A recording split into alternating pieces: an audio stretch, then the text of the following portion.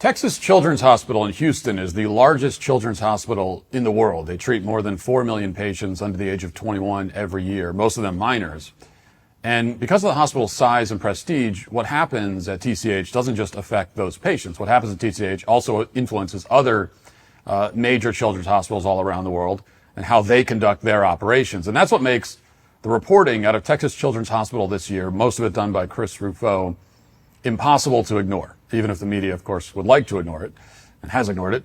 In the span of a little over a year, 2 whistleblowers have come forward to allege that TCH is systematically deceiving the public and potentially violating the law. Now, the first whistleblower, a general surgeon named Ethan Haim, provided records to Ruffo which demonstrated that TCH had not, in fact, shut down its child sex change program as promised.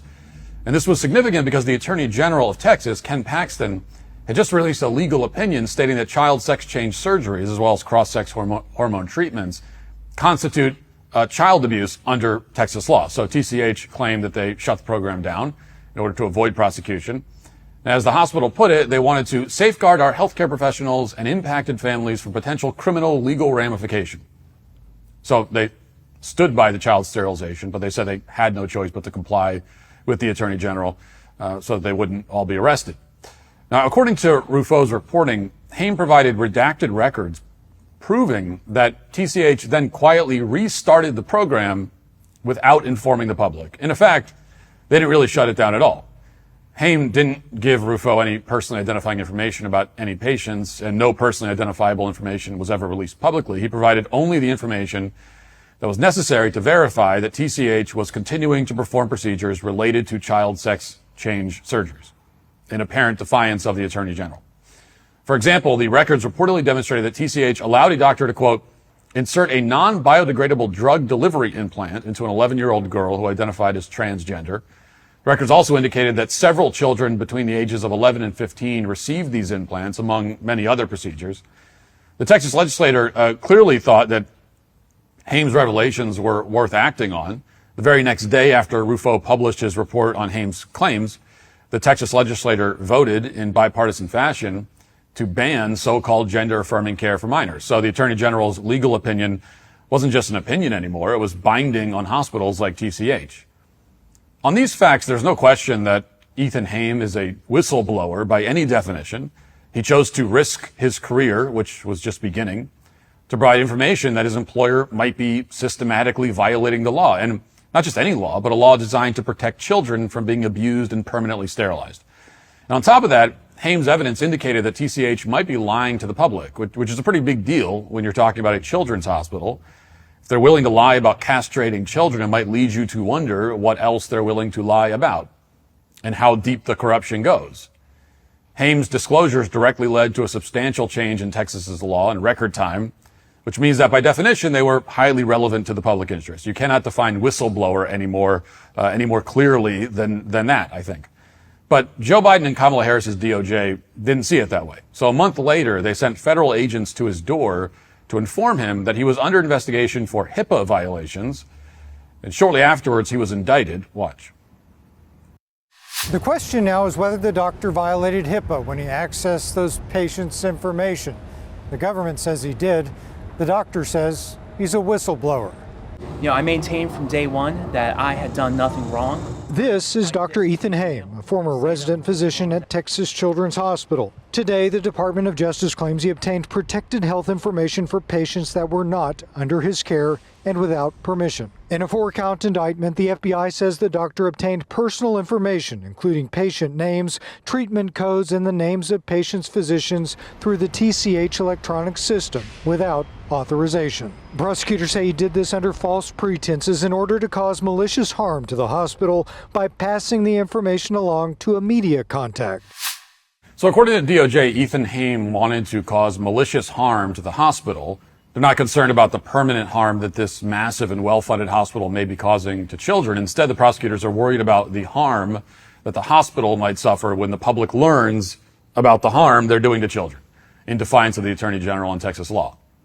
This is a hospital that, by the way, receives a lot of money and tax breaks from the government. So we have every right to know, as the public, we have every right to know what it's doing. But apparently the hospital's employees are not allowed to harm the hospital by informing the public about the procedures that they're performing. You might remember that Democrats didn't always treat whistleblowers this way. During the Trump administration, a CIA operative who was assigned to the White House leaked classified recordings of Trump to Adam Schiff, and that led to the first impeachment trial. We weren't even allowed to know the CIA operative's name at any point during the proceedings. Corporate media outlets refused to tell us. Even in Congress, lawmakers were told it was off limits to reveal his identity. John Roberts, who was presiding over the impeachment, enforced that rule. So this was a whistleblower who wasn't even alleging that Trump had violated any law, and yet this CIA employee was treated with such reverence that to this day we're not allowed to say his name in public. But Ethan Haim, who actually displayed real bravery, who disclosed relevant information about a children's hospital, now faces up to a decade in prison if convicted. His life gets destroyed, his career ended, all for telling the truth.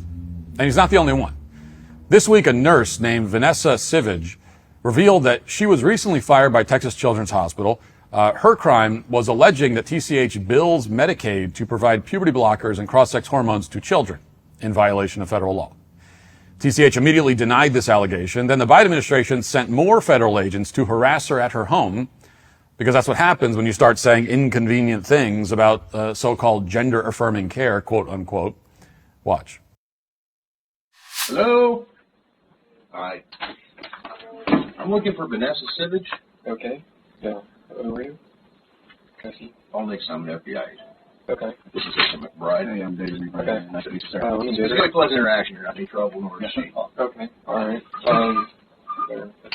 Hi, how are you? She snuck up on you there. You want to see too?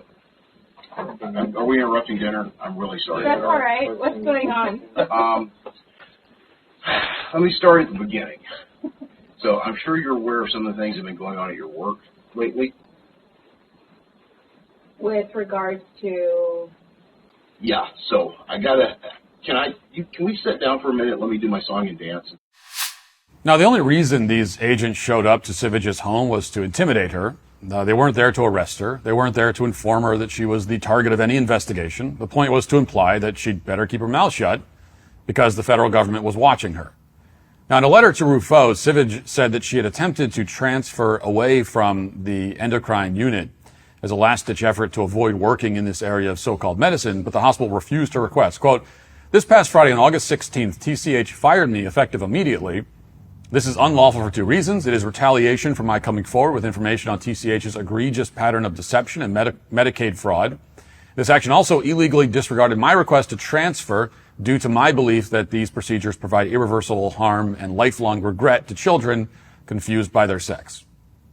If it's true that TCH is defrauding Medicaid, it wouldn't be particularly surprising. Last year, I posted a Twitter thread looking to two of the largest so-called trans healthcare providers known as Plume and Folks. And both of these providers indicated that they diagnose patients with dysphoria, even if they don't really have it, in order to ensure that the insurance pays out, which is fraud. In fact, Folks openly admitted that they were doing this on their website. This is the kind of apparent fraud that can take place openly when your industry has the full backing of the Biden DOJ. When you know the government's on your side, you can admit to fraud in public and no one does anything. It's the people who point out the fraud who get harassed and even jailed. And what's especially troubling about the situation at TCH is that Vanessa Sivage was clearly in a position to know if the hospital was defrauding Medicaid. She interacted with doctors who were ordering various procedures and medications. She coordinated prescription refills all the time. She once taught a child how to inject sex change hormones. It was her job, which she performed up until the moment that she realized how immoral it was. And as Sivage put it, quote, "In the cardiac clinic, we were taking sick kids and making them better. In the transgender clinic, it was the opposite. We were harming these kids."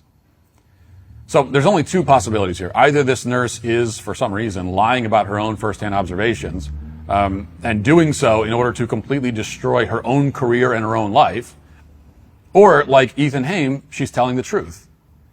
And right now, the latter explanation seems a whole lot more believable. In response to her termination, Sivage posted just 2 words on social media: "Worth it." Now, that's the kind of a response you'd expect from someone who knows that the Texas Attorney General's investigation is going to validate everything she said. It's a rare example of bravery in an industry that is sorely lacking it. And it's exactly what it will take to end this insanity. and stop the mutilation and sterilization of children. I mean, these whistleblowers, just 2 of them alone, have had major impact. What happens next at Texas Children's Hospital could determine what happens not just to the millions of children in their care, but to all the other children's hospitals that look to TCH for guidance. And what's needed now is for more whistleblowers to come forward, to follow their conscience and what they know is right, and to expose this fraudulent, abusive industry for what it is.